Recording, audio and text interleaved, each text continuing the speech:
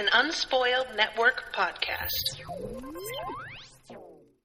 This is Spoil Me, covering Clariel, the Lost Abhorsen.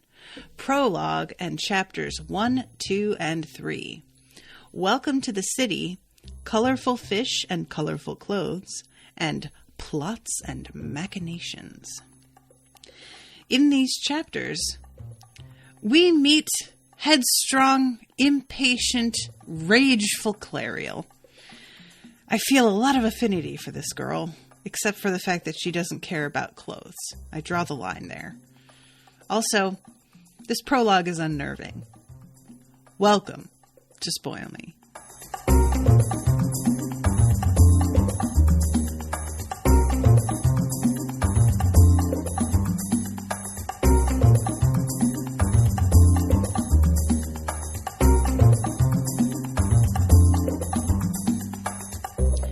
Welcome to the show, everybody. I am Natasha.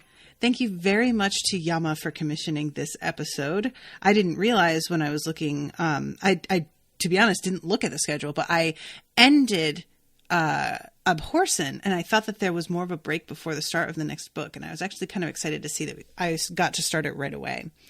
Abby's in the chat. Hi, Abby. So this prologue, we start off with old Marl the fisherman. Old Marl is not ready. This shit's about to go so left for this guy. And honestly, there's nothing he could have done to prevent it, because as I see it, the way this is written points very much to the fact that poor Marl is enchanted from the second that he touches this bottle.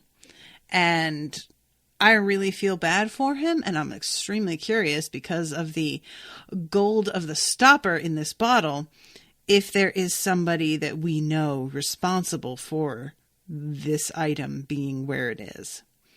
So our introduction to this guy, he has been living on this little islet. I think it's islet. Off of the coast of Belissaire for as long as anybody can remember. And he is just scraping by. It's kind of sad, honestly, that he has been there as long as he is, but his standard of living has not seemed to have gone up at all. He lives in this little shack, and it says it's the same as a lot of other shacks, except that the front doorway is covered with a curtain made of hundreds of shark's teeth, knotted into a discarded fishing net. Which, honestly, that sounds pretty bomb. I'm kind of impressed with that whole design choice. And he just makes his living by beachcombing. So basically what he does is the equivalent of homeless folks in the city who go from garbage can to garbage can finding empty cans that they can turn in and recycle for cash. And what he does can be kind of dangerous, because he's crawling in and about rocks that can occasionally get overwhelmed with waves really quickly and unexpectedly. In the old days where the city walls were kept in constant repair, Marl would have drowned many times. Now, with much of the smooth outer surface of the wall eroded, there were hand and footholds enough to climb up out of the rushing waters, even carrying a small sack of whatever flotsam the sea had carried in on its blue-green back. So, what is curious to me is the way that this is described in the old days when it was kept in good repair.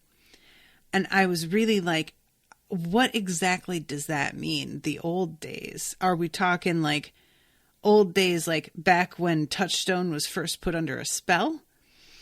Are we talking old days when Sabriel and Touchstone ruled? Because they lived in Belissaire, right?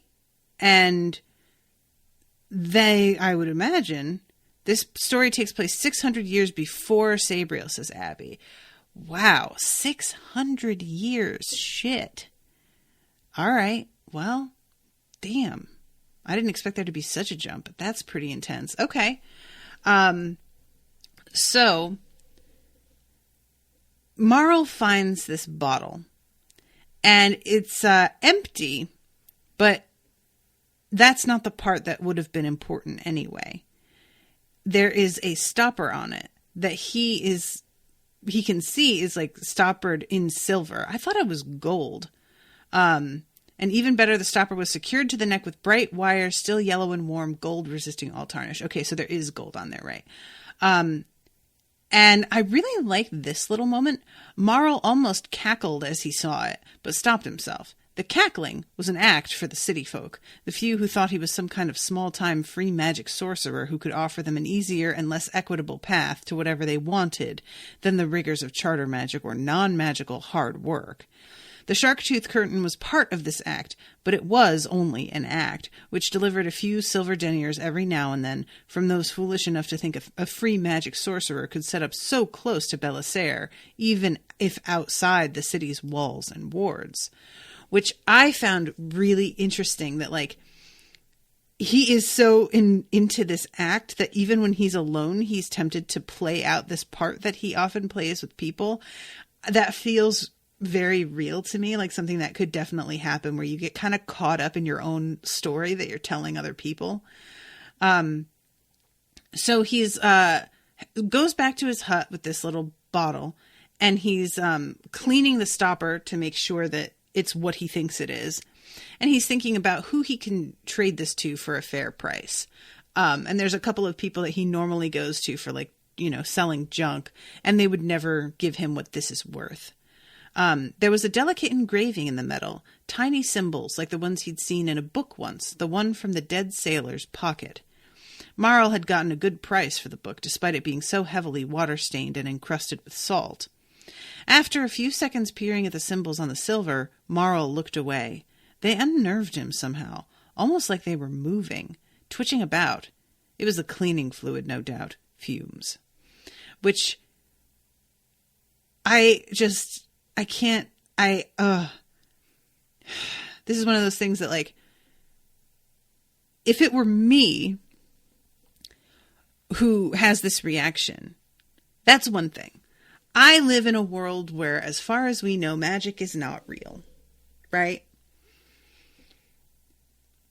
But this guy lives in a world where magic does exist. And he sees these things, these marks, and apparently he does not know what they mean, despite pretending to be a free magic sorcerer, which you'd really think that he would at least have the basics down on what certain symbols look like. But like not even to the point where he can read them, but just knowing what they look like, and apparently not. So he is in the middle of, it says, he did not have a baptismal charter mark and thus had no connection to the charter. He could not see the actual charter marks twisting and moving around the engravings. He could not feel the binding spell that kept the bottle closed and had done so for almost 900 years. 900 years. Why is somebody going to put it in a bottle for these people in this universe do not know how to properly get rid of a thing. Weigh it down, put it in a chest made of solid iron, and sink it to the bottom of the farthest ocean.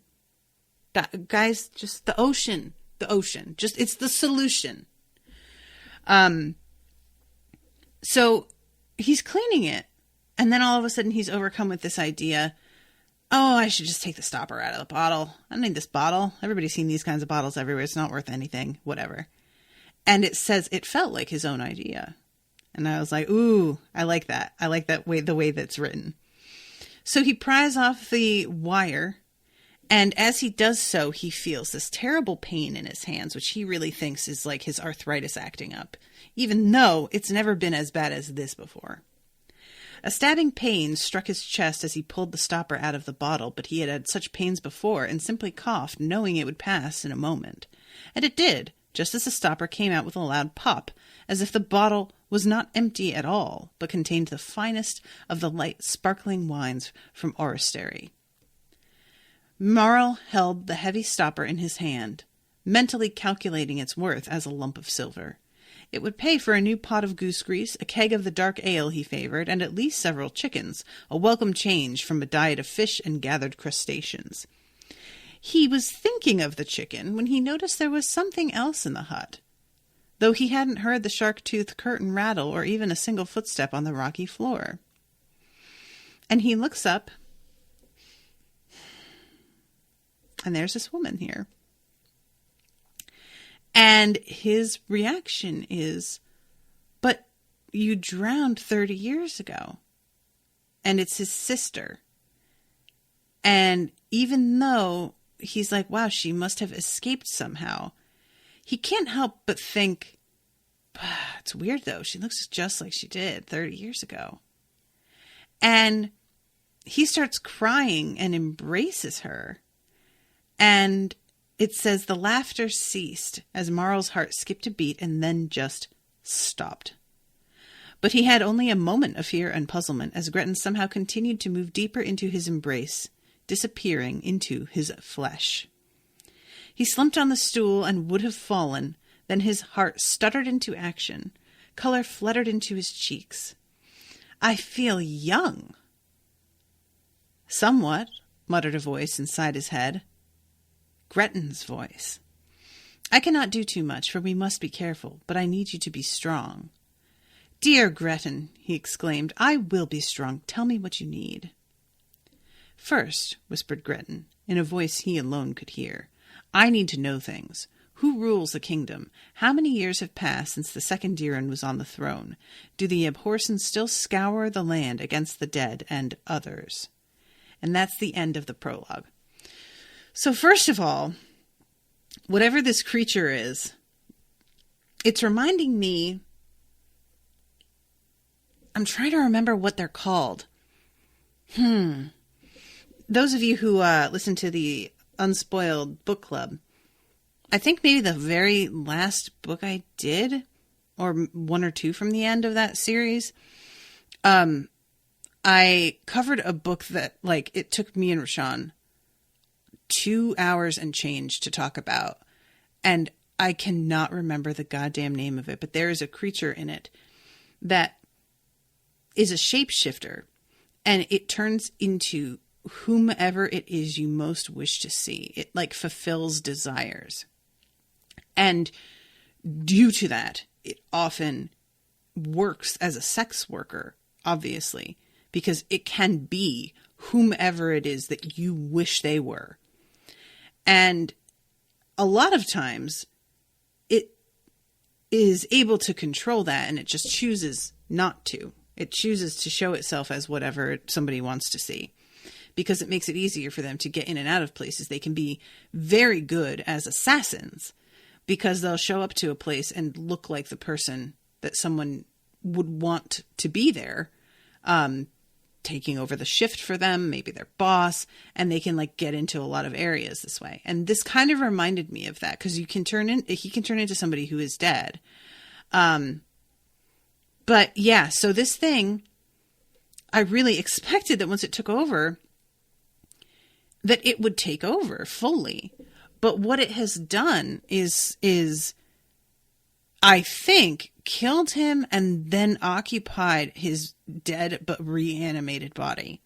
I may be wrong. It may seem that his heart stopped and then it restarted, and he is actually fully alive, because it says that his heart started into action again and began to beat more strongly. Color flooded his skin, his eyes cleared, and then the ages, the white flecks in his hair and the stubble on his chin retreated a few inches, giving way to a deep brown not seen for many a year.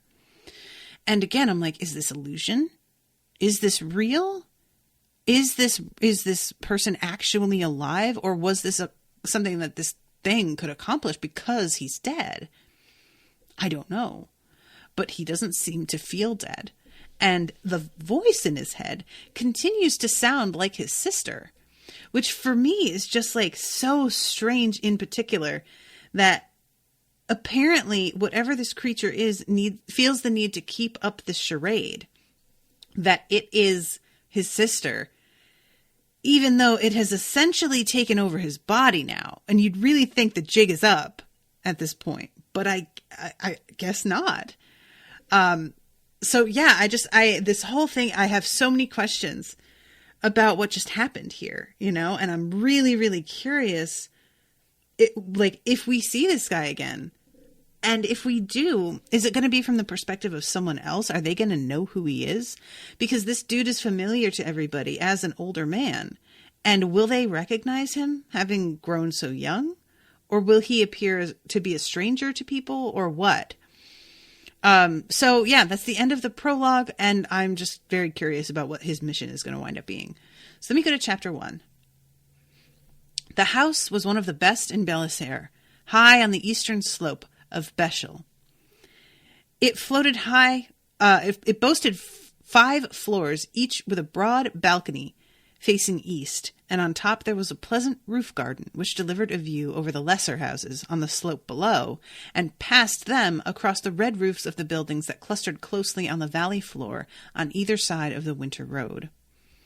Beyond the houses were the 7-tiered Great Eastern Aqueduct and its lesser companion, the city wall. So, quite a view, and Clariel is standing here, leaning on the railing of this garden, and looking out, thinking that, like, this house, this city is all very grand. Why can't I just be happy here? But she can't. She's 17, almost 18, 2 months to go, it says. And they have arrived in the city 3 days earlier. And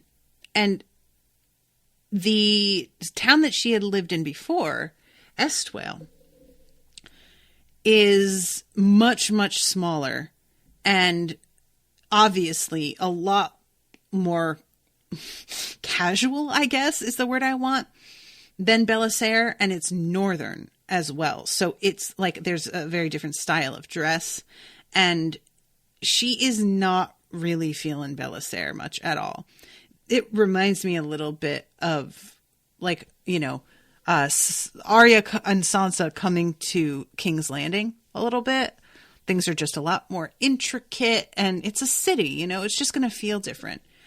She wanted so bad to stay behind and become, as they are called, a borderer, one of the wardens who patrolled the forests and woods of the kingdom. But her parents refused. And not only did they refuse, but the borderers don't recruit people who are underage. So, you know, it was basically a pipe dream that she get to do that anyway. And everybody told her that it wasn't going to be possible. And she just clung to this concept, despite the fact that it was obviously never going to happen. And Jaciel is her mother. Jaciel is a goldsmith. And it says here, a goldsmith of rare talent. But that doesn't really cover it. Jaciel is a goldsmith with the kind of talent that is almost unheard of. Like, she has magic, first of all, which she definitely uses in her goldsmithing, but it feels like it's more than just the fact that she has access to magic. She is just really gifted and is apparently aware of it and also engrossed in her work and is not really interested in being a parent. She's not there for Clariel. It says that she, like, ignores her daughter's requests the way that she ignores her most of the time. And Clariel's father, Harvin, has tried to, like, sit down and talk to her about this, that this wasn't going to happen. They weren't going to leave her behind. And then kind of hints to her that the move is also for her benefit so that she can meet somebody to marry. And Clariel is not about that life. This isn't just like marrying is stupid and for kids kind of thing. This is like, I genuinely do not have romantic feelings towards people of either sex. And I just don't really see that being in the cards for me, which is interesting. I'm wondering if this is going to change or if this will be like, if she is asexual, which is a thing. There are plenty of people out there who just, like, they grow attached to people and they'll have, like, romantic feelings, but they won't have sexual desire. And it may be that she's somebody who just, like, kind of has trouble connecting and eventually she will meet somebody. Or it could be that this is just not in the cards for her and this isn't what she wants and she's just not really interested. So we'll see. I'm curious about it. Everybody, of course, in her life is very certain that she's just too young and hasn't met the right person yet, and that eventually it will happen for her. And I'm sure asexual people are told that all the time. I'm sure that's like the most common refrain, that it's just that you haven't met the right person, but eventually you'll find someone who'll fix you, is probably the subtext there. But I'll see what happens with her. So there would be many more opportunities for her and Belissaire, Clariel had been told repeatedly. She could be apprenticed herself. There might be a business the family could buy for her, or she might make an advantageous marriage. The thing is, the apprenticeship doesn't sound too bad, and it doesn't even sound like something that Clariel would be totally averse to in theory, because it offers her a modicum of independence. But what it comes down to really is that Clariel doesn't like the city. So even if she were apprenticed to somebody, that would require her to be in the city and continue work there and build her business there. And that's not where she wants to be. So, that's just kind of short term sounds good. Long term, not really. And it goes on to say any advantage she might receive would be entirely incidental to her mother's desire for a much larger workshop, a greater variety of better metals, gems, and other materials to work with, and an increased labor force, doubtlessly including at least half a dozen more pimply apprentices who would try to look down the front of Clariel's dress at dinner. Ugh, sorry, Clariel, that does suck. So this is the moment when we meet her father, Harvin. Harvin, buddy. He is just kind of a weak, pathetic man. And it's the thing that's so frustrating about somebody like him is that if he simply accepted the fact that his wife is really the brains of the operation and seemed to admire and have respect for her because of that, and was content to do his own thing, his own way, and take ownership of that more fiercely, it might not seem quite so pitiful. But it is described later that he pretends he just doesn't have time to get back to goldsmithing because he is also a goldsmith. And he behaves as if working the books and keeping track of the business details, all of that is really overwhelming. And I just don't have time to do this other thing, which I definitely would if I had the time. It's just, all these other things keep me so busy. And it's like, there's just such a stigma surrounding men who are like seen to be propping up their more successful wife, that they have to make excuses rather than just admit she's better at this than me. I will let her have the reins. And it's a shame because it doesn't have to be this way. And we would respect you more if you were just honest about the fact that you're not as good at this as she is. And that's okay. Not everybody can be as good at everything. I don't know that she would be as good as you at dealing with the business side of things, It certainly doesn't seem like she has the interest. So,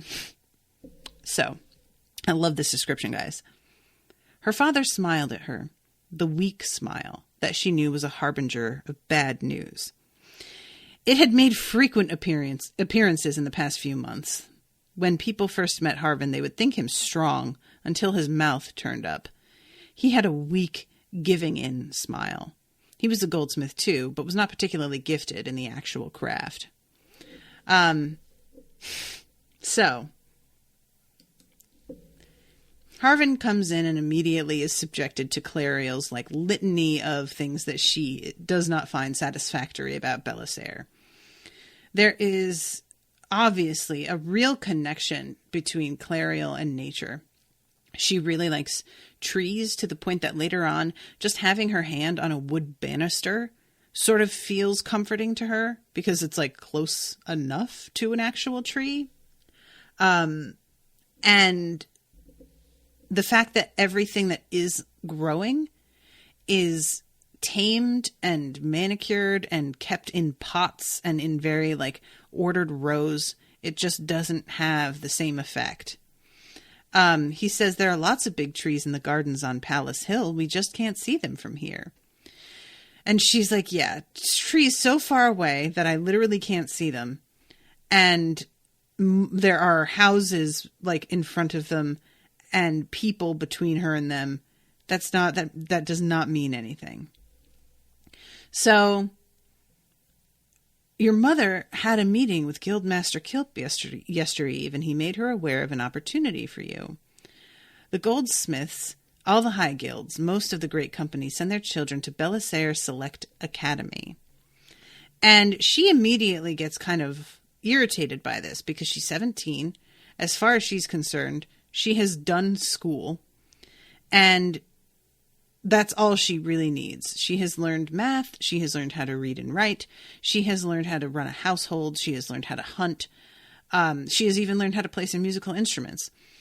And she also has the charter mark on her forehead. And it says, it would have been very surprising if she had not been taught charter magic, given she was a granddaughter of the Abhorsen.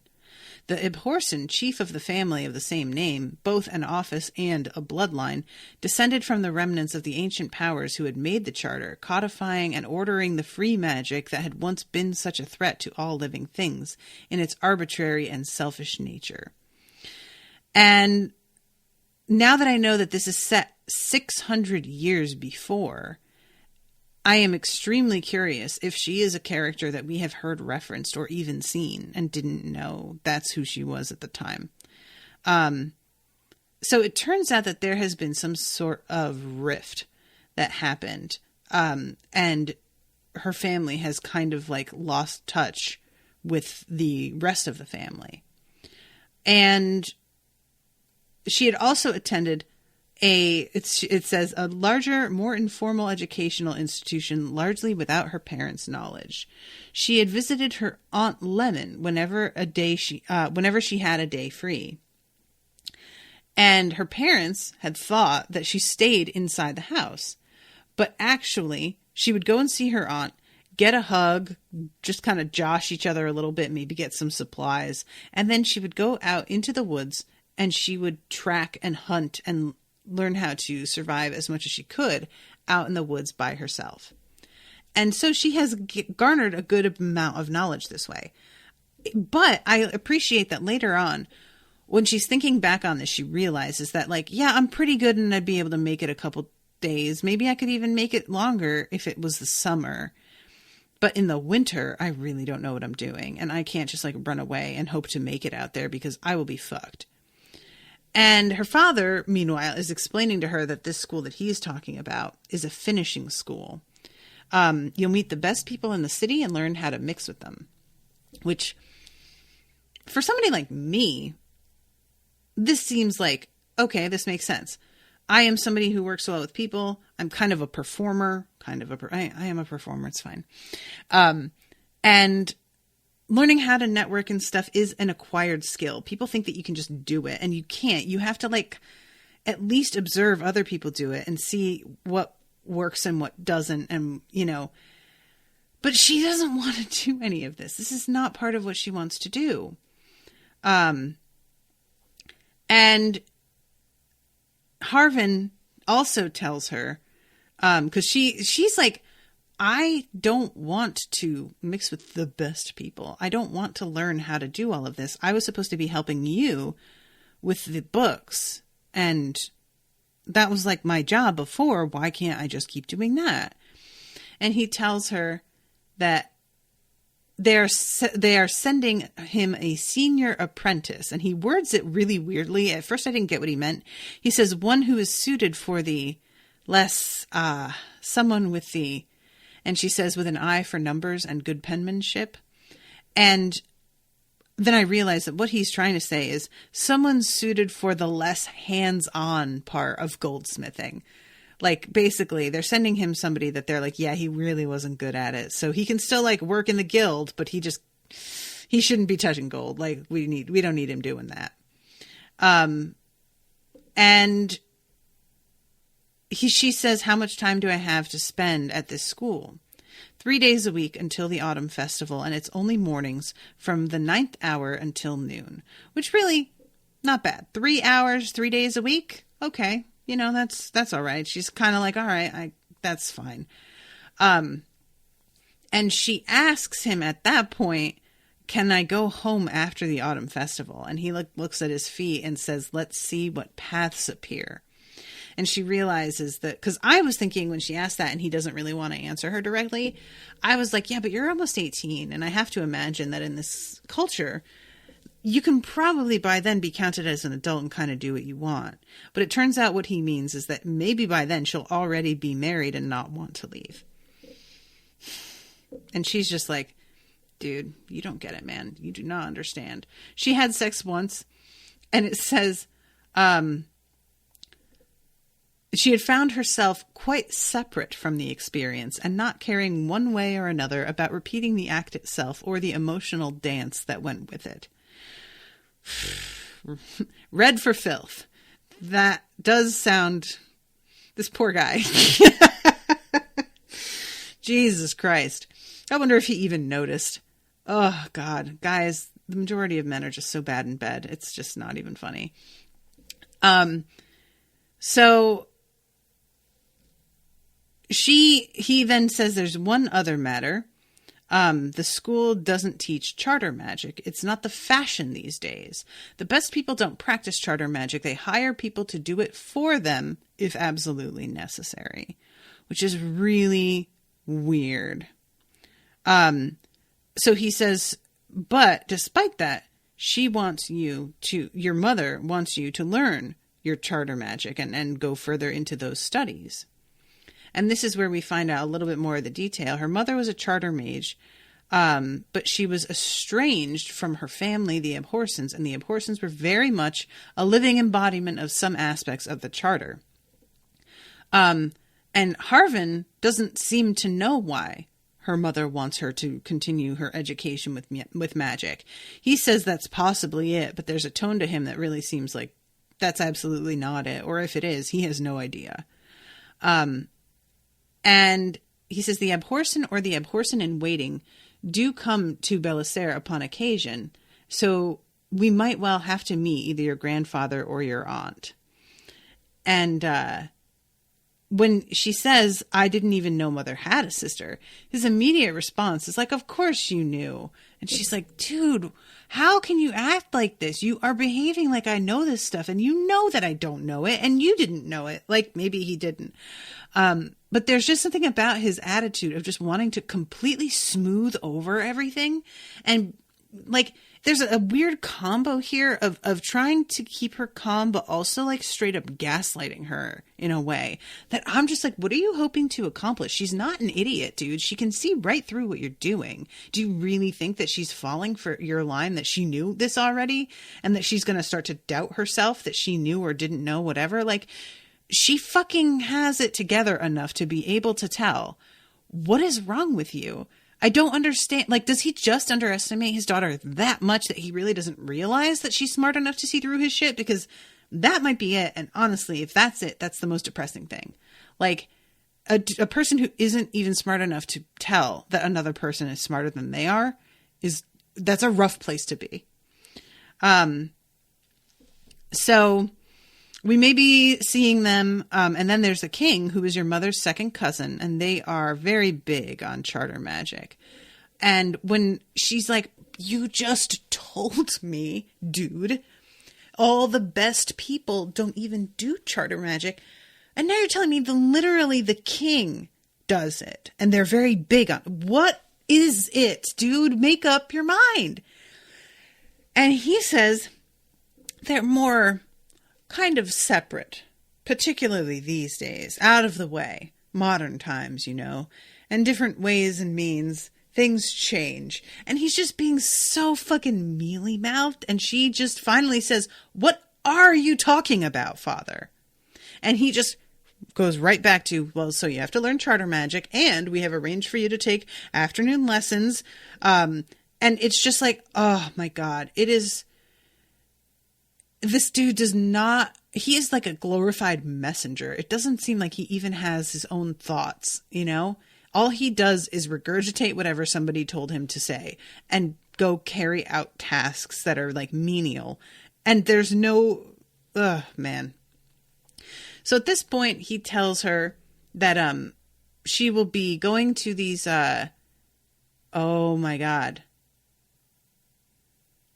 She's going to take lessons with Magister Cargrin. I'm sorry, but that name's a little too close to Caragor.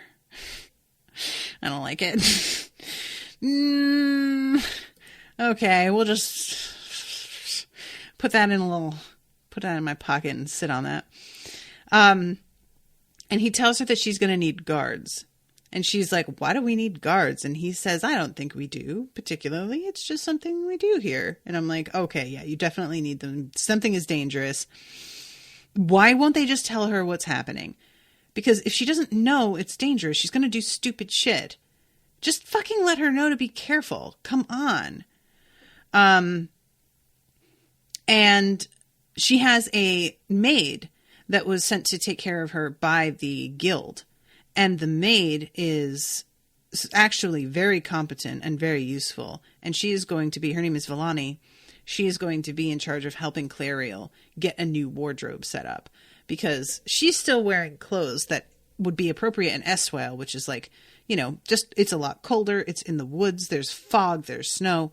She is wearing that stuff in an area that is, I won't say tropical, but at the very least much warmer.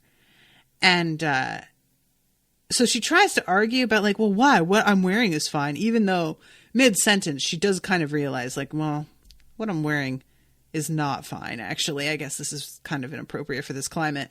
But she just doesn't want to change into another. She doesn't want to accept that she is here and here to stay for a time.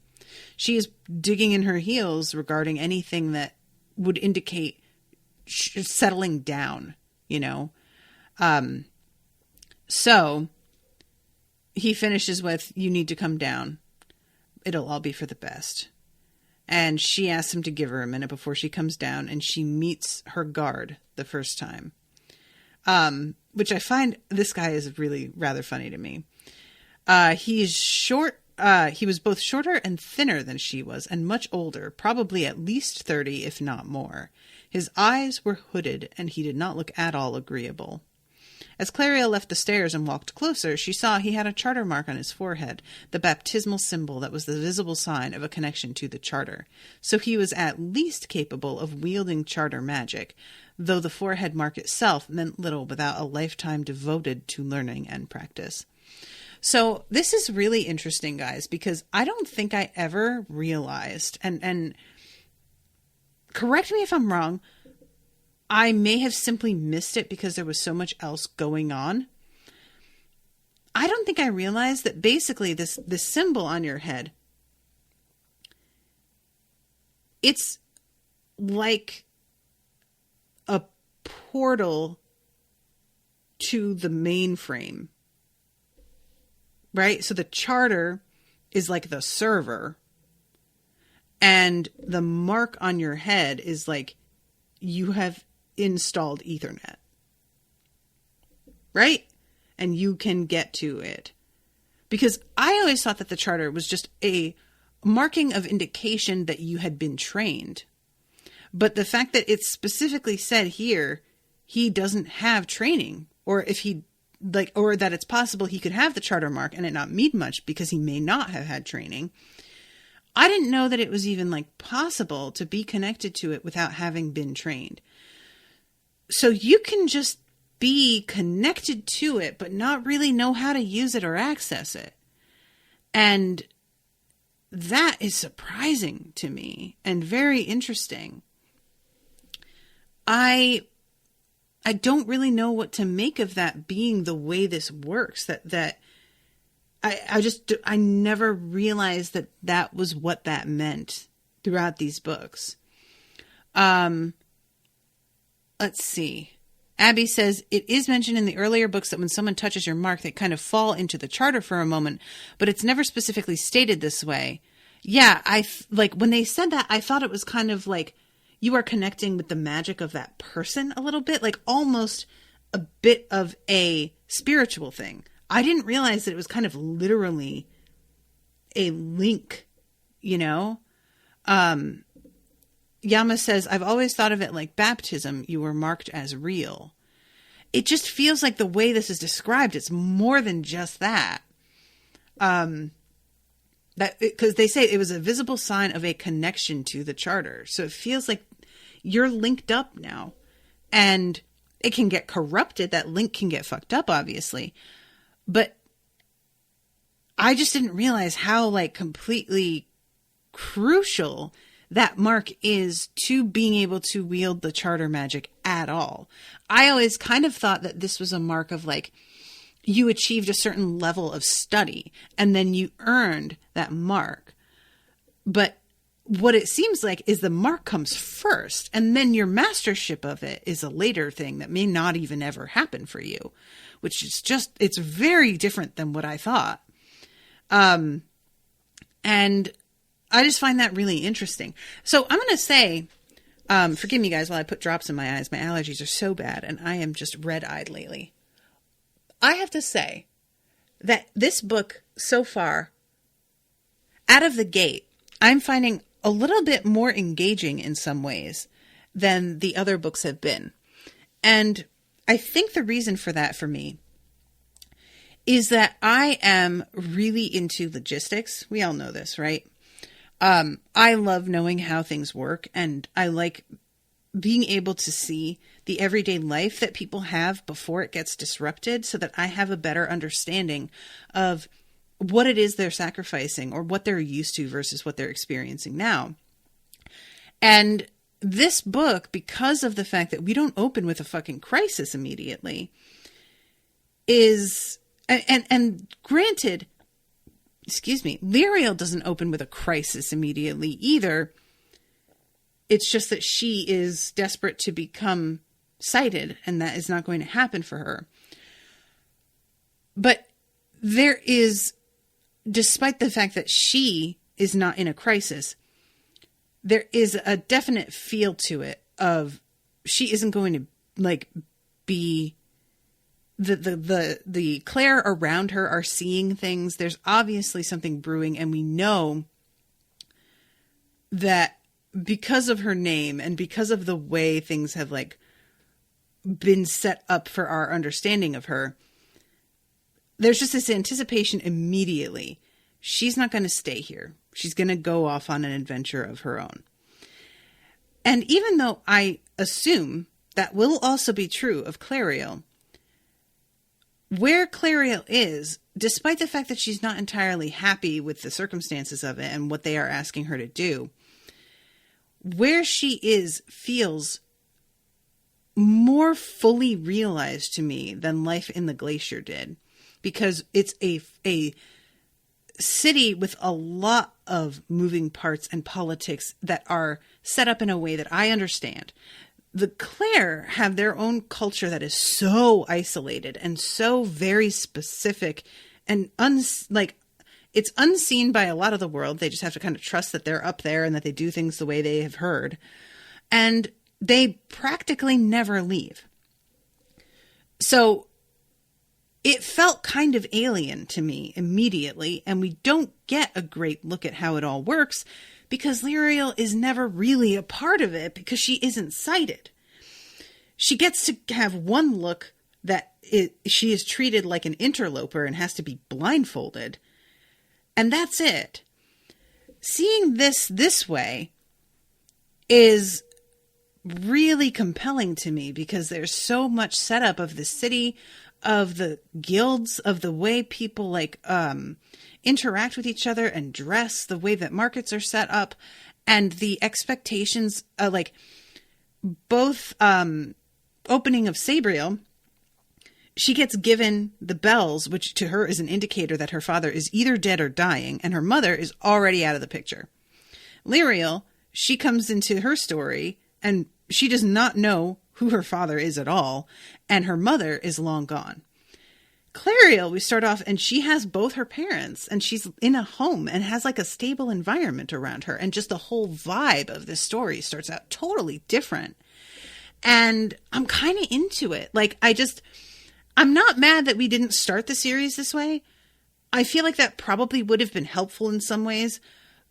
But there is a part of me that feels like I am so eager for this material now that I have gotten those other stories, because I just want to know more, that maybe it works out better this way because I'm like hungry for it.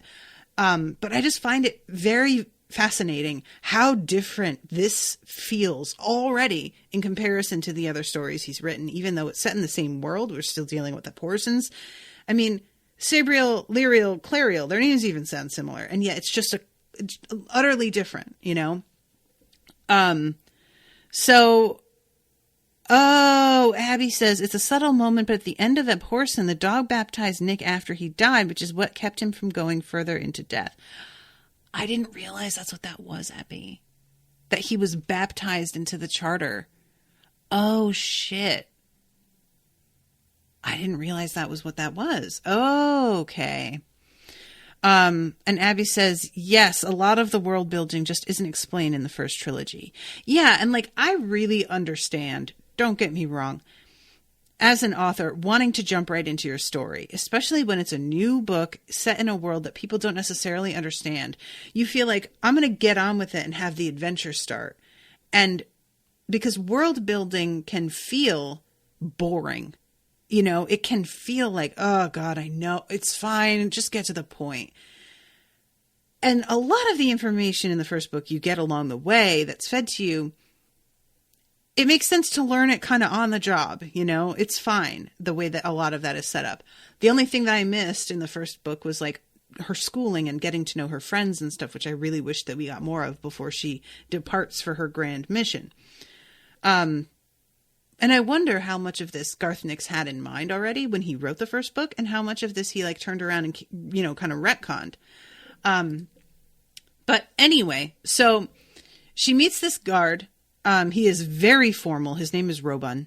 And Robun doesn't even like look her in the eye. He kind of like looks over her shoulder, which is like a tactic that a lot of people employ when they are dealing with somebody that's like kind of a superior. They don't like to make direct eye contact because it can be seen as sort of aggressive.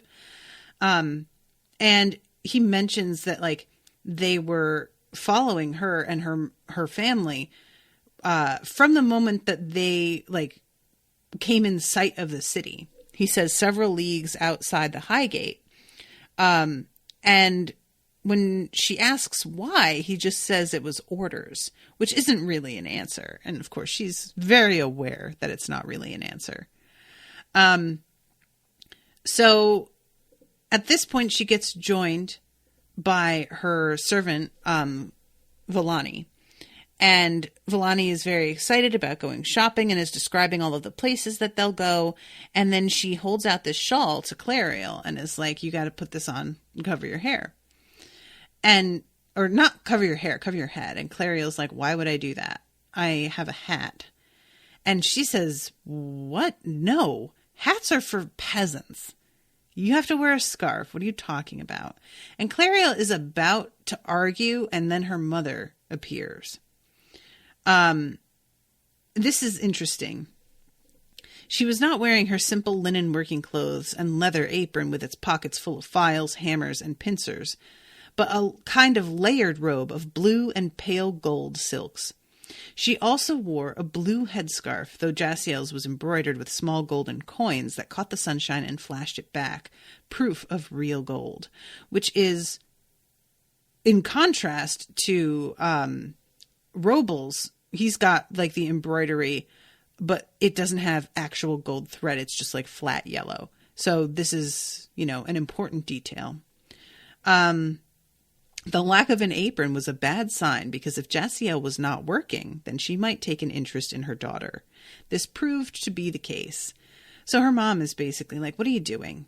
Fucking do what you're supposed to do. Listen to the people who know better. And just, like, be a fucking credit to us, okay? And stop throwing tantrums. And Clariel immediately starts to defend herself and be like, I wasn't throwing a tantrum. And she wasn't, but she was being very negative. Let's just say that. She is not willing to give this place even a chance before she starts bitching about the fact that she doesn't want to be here. And honestly, it's, as a kid, I was so quick to make things as easy on my parents as I could, that complaining about this kind of thing, I would never have done it. It's an alien thing to me to complain to your parents about how you hate where you've moved. Like, as a kid, I just knew there is nothing to be done about it. We are where we are. Me whining isn't going to change it. And even if it could change it, I don't know anything. And I would just keep my fucking mouth shut. So it's interesting, even at her age, it's interesting to watch this and see how differently she handles it all. So I only have like 10 minutes left, and I haven't even gotten through the first fucking chapter, guys. Oh God, I'm so bad at this sometimes. So she goes out into the city, and she sees finally one other person wearing a similar headscarf, and is told that that is an indicator, like the plain blue, that you are a close relative of somebody in the guild, and that you are not a member yourself.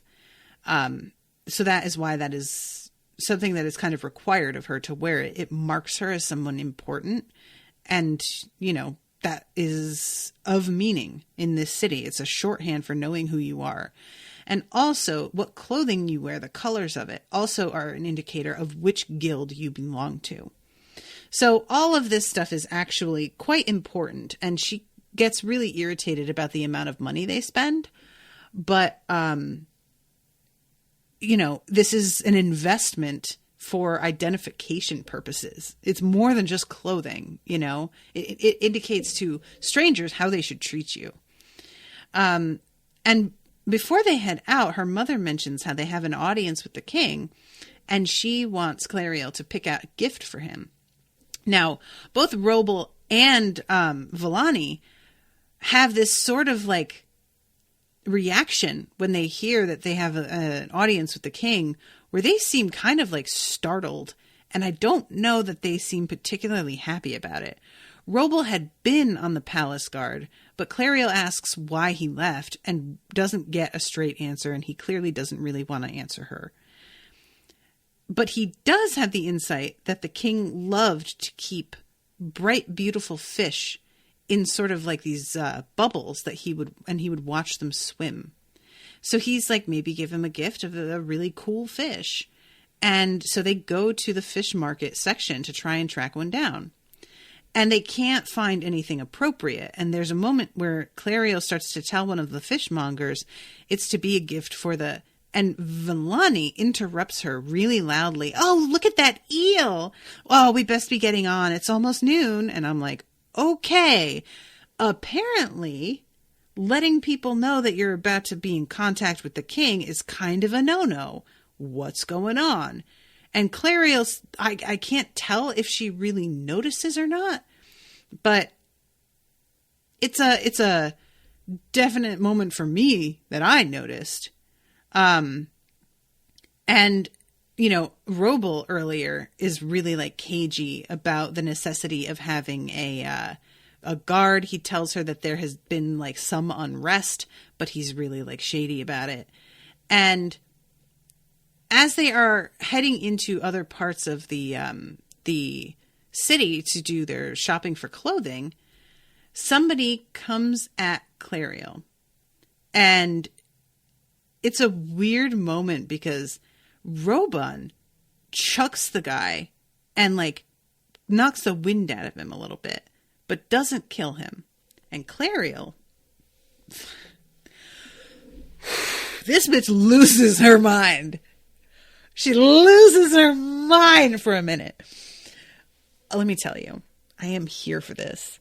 So she just like has a knife in her boot, pulls that shit out, and is about to go at him. Robin uses his sword to stop her, lets the dude get away, and the dude who came at her like looks back at her and he's super hot and he gives her this wink. And she's like, what the fuck is this?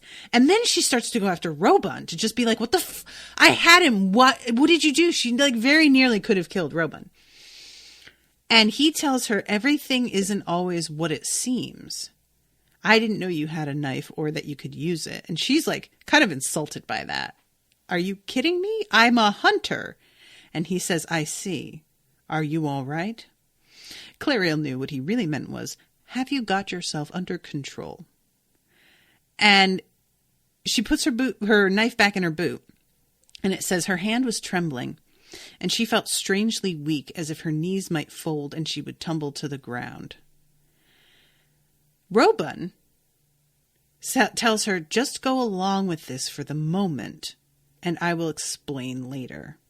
For the record, by the end of the section I read here, there's no explanation, and I am dying. So he yells, "Goldsmiths to me, a guard, a guard." And a bunch of people like come out from all directions and, surround them. And there is, Villani says something about a vicious attack upon the goldsmith's daughter. You were lucky not to be killed. No, I wasn't. It was a shock, interrupted Robin urgently. You've had a nasty shock, but you're safe now. And she realizes like, oh my God, we have to like act like I was really in danger for some reason. And it comes out later, this guy that she is about to meet, Guildmaster Kilp, it was apparently his son that attacked her, which is part of why Robin didn't kill the guy. And she takes one look at this Kilp dude and is just like, yeah, I don't fucking like you. I don't think so. No, you are a weasel. I don't trust you. I don't like you. I don't know what's going on here, but you're smiling at me, and I'm going to smile at you in the way that I smile at people who are trying to rip me the fuck off, which means barely. And it's a weird interaction, and you can see that like everyone around her knows what's going on and is just desperately hoping that she will fucking play along. And she has no idea why she's doing this, and it's so bewildering. So the guildmaster, who it turns out Kilp is, he tells her that he should just go home. And she's like, no, we haven't finished shopping. And Villani kind of looks at her like, bitch, just go home. And tries to insist. And Clariel's like, no, I'm going to go ahead. And the guildmaster is like, you're brave, but you might be a little headstrong. Robin, take 2 of my guards. And it's just a weird moment of like, apparently she was meant to return home. It seems like that was kind of the point here, I guess, to scare her from coming out of the house. I don't know. But, yeah, it is just, it's super weird. And Villani like makes a show of talking about what a wonderful man he is as he's like, riding away. He's not riding away, by the way, on a horse because they're not allowed inside the city. I think he's like in a palanquin or something. But yeah, it's a weird fucking moment. I don't know what to make of it. It turns out that the guildmaster is going to be like up for election soon. And he seems to think that he's going to be up against her mother because she's like the best goldsmith they've seen in fucking ages. But Clariel finds that just amusing because her mother is so not interested in that kind of shit. She wants to make things. That's her deal. She's obsessed with the art. She doesn't care about the management. And I'm like, but maybe her husband does. Maybe her husband is like interested. Maybe, I don't know. So finally, Robin comes up and tells her like, I can't tell you that much. All I know is I was ordered to take part in the mummery with Aranzo, because he's the guildmaster's son. And he makes sure to tell her like, Aranzo is really not to be trusted, by the way. He's kind of a shit, so don't trust him. And be aware that he's out here doing some weird shit and that we don't all necessarily even understand why we're asked to do what we do. But he has made staged attacks before to intervene in business and territories of other guilds. And he may do it again because it didn't really work. You decided to continue shopping and it seemed to not bother you that much. So he may try another means of, like getting in there. And then Robin is like, by the way, I think you may have berserker blood. He calls it the Fury. And initially she's kind of like, what are you talking about? No, I don't. And then she thinks about this one time where a boar injured her in the woods. And she basically flew into such a rage that she blacked out and came back to herself holding two of its legs. And she had literally ripped the thing apart with her bare hands and ripped a tree out of the ground and then beat the dead animal with the tree before she fucking came back to herself, and then was just like horrified at what she had done. I cannot tell you how excited I am about this. I am all about bitches with rage issues. Holy shit. I am so excited, you guys. That's me. I have often said, I feel that if I were to get into some kind of like street fight or altercation, I would be arrested and I will have hurt somebody. Like I get overcome with these rages that are just, it's not healthy and I don't know what to do about them. You know, there's like only so many ways you can direct that kind of energy before you just start getting up into straight up destruction. And what do you do? You know, I try and channel it, but like there's not always anywhere for that to go. And you just kind of have to clamp it down and like hope it passes. And it never really passes. It just knots back up and sits in that tight, heavy knot and waits to explode out again like a spring coiled up. And I wish that I could go out hunting and just rip animals apart. Not that I want to, because that's horrifying. You know, like I really don't want to hurt things. But there's also a part of me that's like, I want somebody to be able to like let it out somehow. And it's just, I don't know how I can ever. I've often thought about starting a business where you could just throw plates at a wall and break them. And you could come in and like buy a stack of plates and buy time in like a protective booth with goggles on and just like break things. And I bet that would probably be pretty profitable. But I wouldn't want to run it. I would want to just do that every day. So Yama says, you do look crazy right now with your eye twitch. Bitch, this is just like, that might be a manifestation of that rage that hasn't come out. It may be.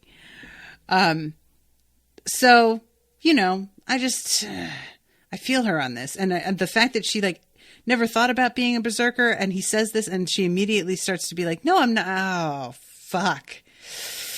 Oh, maybe I am though.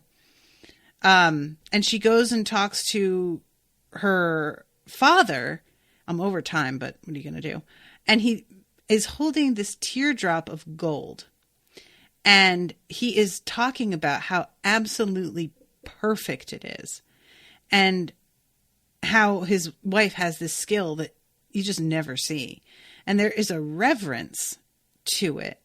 And it's interesting to me that he manages to be this reverent about it without it sounding bitter. I think that's admirable. So Clariel talks to him about being attacked, and she tells him about like the running for guildmaster, and he is just finding that fucking hysterical. He is like, are you kidding me? She's barely even looked up from her workbench since we got here. And then starts to be like, she doesn't give a fuck about nothing but her work. And then he sort of comes up short because he realizes when he says she doesn't care about anything, he's realizing that like includes the two of them. And he's like, well, shit, maybe I just better shut up now. And finally, Clariel like kind of yells at him and is like, you better fucking tell me what she has up her sleeve about me going to see the king, because you're sidling around it and I know something's up. So stop it. Tell me. And he finally tells her that there is a salt cellar in the palace that is considered one of the most amazing accomplishments by any goldsmith that has ever lived. And that Jaciel wants to see it again and recreate it and prove that she can surpass the work of that person. They aren't, all they call them is dropstone because that's like the sigil on the bottom of the piece, but they don't really seem to know who made it. And using Clariel and a gift to get an audience with the king is probably one of the only ways to actually get in there and see him. And she's like, oh, okay. So mom's using me to get a thing. Why am I surprised? And he tries to argue, no, this is for you too. We're killing two birds with one stone because you'll get an audience with the king and it could be good for you too. And she's like, oh my God, are you talking about marriage again? I told you that I do not care about this. And he just keeps on telling her that she's too young to know what she wants. She tells him about like having gone and survived in the woods. And he straight up doesn't even believe that she ever did that. It's really like insulting. And he kind of acts like she's making up stories or exaggerating the experience that she had. And then he says, I trust that you will soon learn to become a proper young lady who respects her parents as she should. And she says, as I should, perhaps I've respected you too highly. And he looks almost like he's going to hit her, is the vibe I get from this. But he just yells at her to go to bed. And she tells him, oh, I'll go to bed and I'll fucking do this thing. But you guys are going to be really sorry that you decided to handle me this way. And I got to tell you guys, I got in an argument like this with my dad where he told me that I needed to be more respectful. And I straight up said, I don't respect you. And he looked like he had been slapped. It is one of the only times that anything I have said to my dad really seemed to genuinely hurt him, was telling him that I didn't respect him. And at the time, it was true. He was like buying into this weird religious zealotry that was combined with a weird like paranoia and also a superstition. And I saw him like just like losing himself. And I was just disgusted by it. And he was trying to like pass judgment on me and my mom at the time. And I was just over it. And there are times when I like regret saying it. And then there are times where I'm like, I told him the fucking truth and you can't do better than that. Even though it was really hurtful, I kind of feel like it stopped him in his tracks and actually got him to hear me in a way that he never, ever heard me before. So maybe, I don't know, maybe this was what she needed to fucking say to her dad, you know? So anyway, long story short, I identify way too much with Clariel and this bitch can get it. I want to be friends with her. And I want to like build a cabin in the woods with her, and I can be the face of things and deal with customers, and she can do whatever the fuck she wants to do with hunting and trapping, and we can just be like buds. And I will like, you know, keep away suitors that are trying to be interested in her, or maybe take them for myself, and we'll just have a really good partnership going. And she can go out and, you know, rip things apart. And then she won't judge me for the times when I want to rip things apart, and we'll just get along really well. That's how I see that going. So I'm over time. Thank you very much to Yama for commissioning this episode. I'm very excited about this book. And yeah, I just can't wait to see what the fuck is going on here, because this is like, there are a lot of pieces in motion already, and we haven't got an answer on anything and what anyone wants. It's very complex already, so I'm super curious. All right, guys, thank you again, and I will see you next week with a new episode. Well, I think next week. I'll double check. Don't quote me. Until then, toodaloo, motherfuckers.